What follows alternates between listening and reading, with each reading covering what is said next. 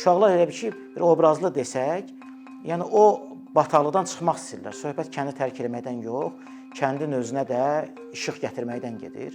Sanki uşaqlar özü bunu anladı deyə mən daha çox həvəsləndim.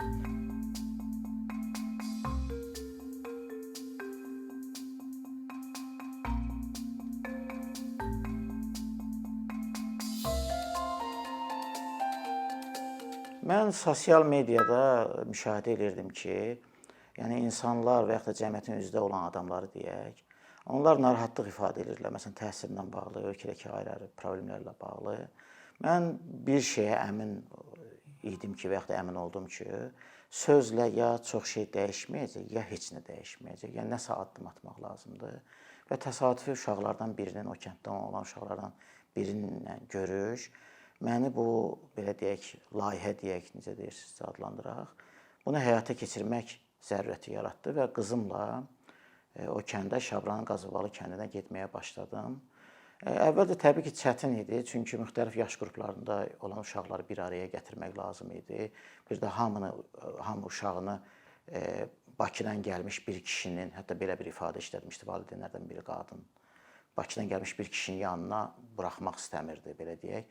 Hərçənd belə şəffaf şəraitdə dərs keçirəndə, çünki hətta valideynlər gəlib, girib çıxırlar, onlar otağın yanından keçirlər, qapı açıq olur, yay aylarında təbiətdə dərs keçirik, həyətdə dərs keçirik. Amma buna baxmayaraq valideynlər hələ güvənmirdilər. O da yerli, lokal problemlərdən irəli gəlir. Çünki onlar belə görüblər. Çünki hər yeniyetmə yaşında onlar potensial həyat yoldaşı kimi görünür, onların qızları deyə. Ona görə Bakıdan gəlmiş bir kişiyə öz uşaqlarını əmanət eləmək istəmirdilər. Zamanla sanki onların etibarını qazandım, daha mehriban olduq. Və mən o kəndə getmək ideyası oldu. Qızımla getdim. Tədris ilinin başlanğıcında getdim. Sentyabrın 11-i, 2021-ci il sentyabrın 11-i getdim. 7 uşaq gəlmişdi. Sonra zaman keçdikcə uşaqların sayı artdı. İnandıra bildim ki, gələ bilər. Hələ də razı deyiləm sayından, amma artan sırayla gedir. Çünki mən bir müddət əvvəl getmişdim, aprelin 8-də bir valideyn yaxınlaşıb 3 uşağını göndərmək istədi. Mən də razılaşdım ondan. Və bu zərurətdən irəli gəlir ki, mən nəsə eləmək qərarına gəldim ki, hər hansı şəkildə faydalı olum. Təbii ki, bir inqilabi addım deyil, bu fraqmental bir addımdır. Burada böyük bir təhsil cəryanı ola bilməz. Amma düşündüm ki, mənim əlimdən gəlirsə niyə eləməyim və oradakı uşaqların, xüsusilə qız uşaqların mənim qızımdan əskik deyirlər və onların da təhsil almaq, özünü ifadə eləmək, cəmiyyətə adaptasiya olmaq haqqı var. Bunu təbii ki, daha çox hökumət eləməlidir. Hökumətin üzərinə düşən məsuliyyətlər var. Amma mən ya vicdanlı qalmaq deyək, ya istəyirsə vicdanlı olmaq deyək, bu yolu seçdim. Ona görə o kəndə getməyə başladım. Artıq il yarımdan çoxdur gedirəm və bu müddət ərzində xeyli dəyişiklik hiss eləmişəm. Mən gedəndə bu qədər nikbin deyildim. Açıq gedirdim yolu.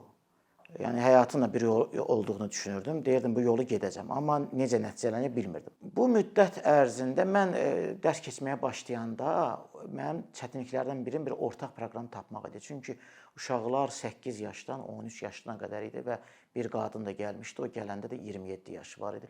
Bir ortaq proqram tutmalı idim. Mən evdə hazırladım onu, təbii ki, vərəqlərdə hazırlayırdım onu ki, nəyi keçə bilərəm və uşaqlara nəyi öyrədə bilərəm ki, hamı onu deməli, mənimsəyə bilsin. Hətta indiki çətinliklərdən biri də odur. Çünki müxtəlif yaş qruplarından uşaqlar gəlir, nəyə öyrədə bilərəm? Hələlik biz uğurla davam edə bilirik. Hər halda mənə uğurlu görünür. Mən 40 səfər eləmişəm və bu həftə 41-ci səfərimə hazırlaşıram. Amma uşaqlar çox böyük həvəs göstərirlər buna, yaxşı hazırlaşırlar. Hətta valideynlərdən biri deyirdi ki, mənim qızım həmin gün səhərə qədər yatmır.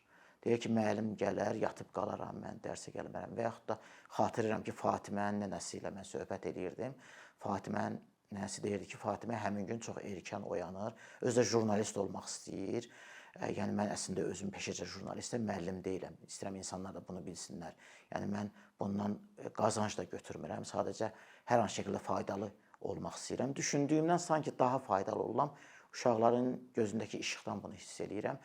Zaman keçdikcə gördüm ki, cəmiyyətin özünün münasibəti də yəni buna çox isti münasibət göstərməyə başladılar.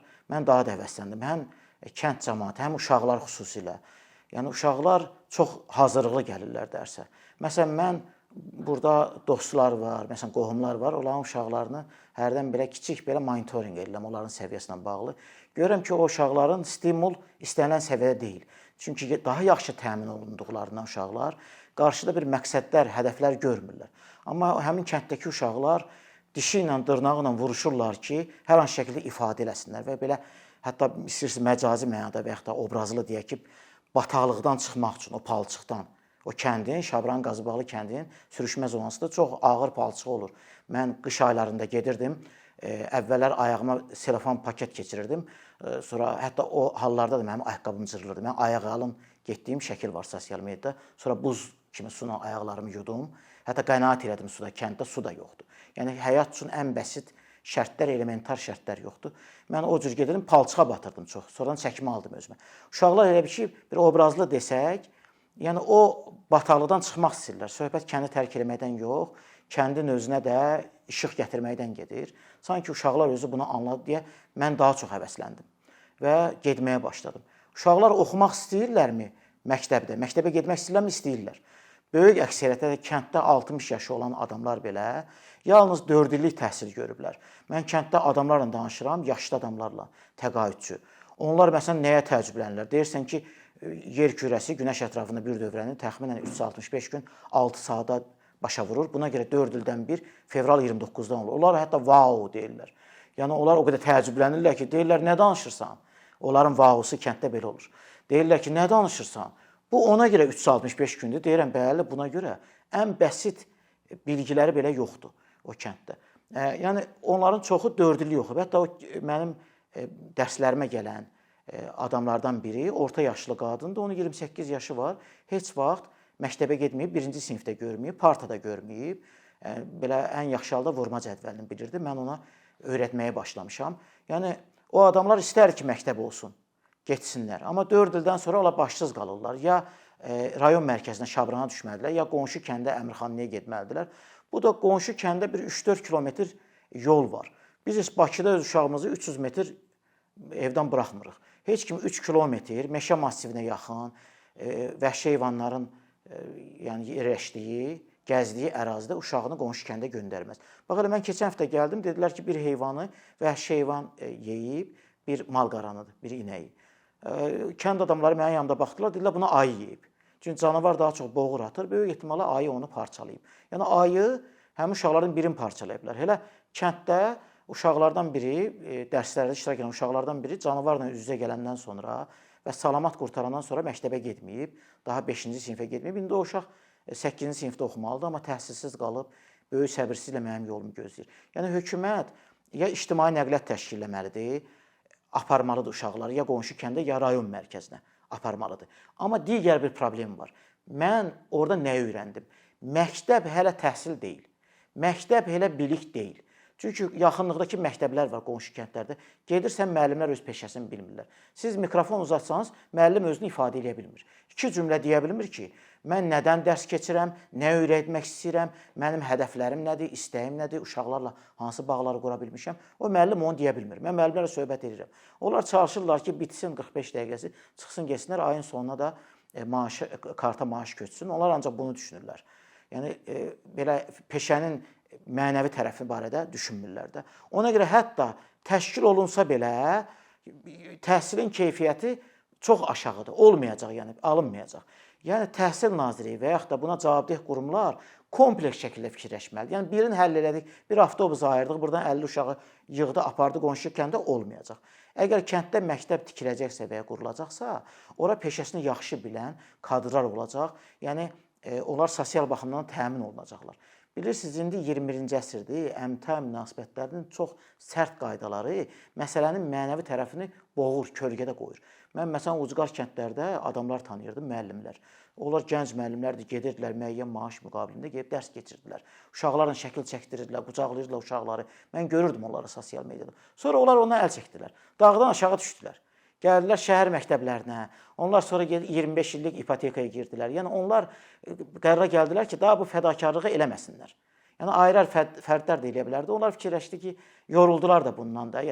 Fikirləşdilər ki, gəlin burada ya ailə qurum, həyatımı başqa cür davam etdirim. Amma bu peşə özü, peşənin müqəddəsliyi o deyil ki, yəni mütləq sən içəri girməlisən, uşaqlar ayağa qalxma. Ehtiyac yoxdur. Mən dərsdə uşaqlara deyirəm ki, bax çay da içə bilərsiniz. Heç məndən icazə almadan, yavaşca, səs salmadan siz çölə də çıxa bilərsiniz. Narahat ol, mənə də müqəddəsləşmək lazım deyil. Mən dişlərimi də yuyuram, saçımı da darayıram, yemək də yeyirəm. Mən sizin kimi adamam. Sadəcə mən həm öyrənməyə çalışıram, həm də sizə öyrətməyə çalışıram. Yəni o müəllimlər də o peşənin, yəni müqəddəsliyini nəzərə almalıdır. Öyrətmək çox vacib məsələdir. Amma mən başa düşürəm. Məsələn, kənd cəmaəti də bu barədə düşünə bilmir. Kənd cəmaəti ən bəsit həqiqətləri də bilmir. Təkcə o kənd deyil ha. Yəni Şabranın Qazıbalı kəndi ölkənin ən bərbad kəndi deyil. Bundan da ağır şərtlər olan kəndlər var. Onlar bir həqiqətləri bilmirlər, necə olmalıdır. Bir də elə bil ki, həyat nədir bilmirlər. Çox adi söhbətlər edirsən, onlar hətta bilmirlər ki, həyata necə davam elətdirməlidir. Mən onları da başa düşürəm. Amerikalı psixoloq Abraham Maslow'un bu ehtiyaclar piramidası vardı, siz bilirsiniz. Orada birinci yerdə yemək içməkdir. Ən bəsit fiziki ehtiyaclardır. Onlar heç o fiziki ehtiyacları ödəyə bilmirlər. İşsizlikdir, su yoxdur kənddə, yol yoxdur. Mən palçıqla 2 kilometr yol gedirəm, kənd cəmaəti də hər gün onu görürlər. Mən məsələn qış aylarına gedirdim, gördüm ki, insanlar tamamilə sosiallaşmaq nədir? Kəndin bir ortaq yerində çıxıb söhbət eləmək və yaxud da öz çəpərindən qonşu ilə söhbət eləmək. O qədər palçıq olur ki, o qədər ağır şərtlər olur ki, insanlar çıxa bilmirlər. İnsanlar da artıq bilik haqqında düşünə bilmirlər. Amma biz biliriksə yol nədir? Tutaq ki, mən elə adam deyiləm. Mən inqilabi bir iş görmürəm, ziyalı da deyiləm, belə xüsusi işıqlı adam da deyiləm. Amma bir yol bilirəmsə, o yolu insanlara göstərməliyəm. Qeyd deməliyəm ki, sanki bu yolu getsəniz, siz işığa gəlib çıxa bilərsiniz. Mən məsələn qızıma bu yolu məsləhət görürəm. Sizə də tövsiyə edirəm ki, siz bu yolu gedəsiniz. Gərək göstərək biz. Cəmiyyətin özündə dəyişikliklər ki var ha, bunu 5-10 adam eləyəcək. Hamı bütün həqiqətləri bilməyəcək. Hamı həyatın fəlsəfəsini bilməyəcək. 5-10 adam dəyişikliklərə cəhd göstərməlidir. Ondan sonra, həmin dəyişikliklərdən sonra insanlar hətta seçki hüququna da hörmət edəcək. İndi hörmət eləmirlər ha ölkədə. Gedib səs vermirlər, əgər səs verirlərsə də, yazırlarsa da kiminsə adını, onu müdafiə eləmirlər. Amma insanlar biləndən sonra, dünya görüşü, biliyi olandan sonra, keyfiyyəti təhsili olandan sonra, ləyaqətli şərtlərlə yaşayandan sonra, öz gələcəyini bu ölkədə görəndən sonra onlar seçki hüququna da hörmət eləyəcəklər. Yəni çox vacib faktordur ki, yəni biz əgər təsir göstərə biliriksə hər hansı şəkildə, onlara təsir göstərək.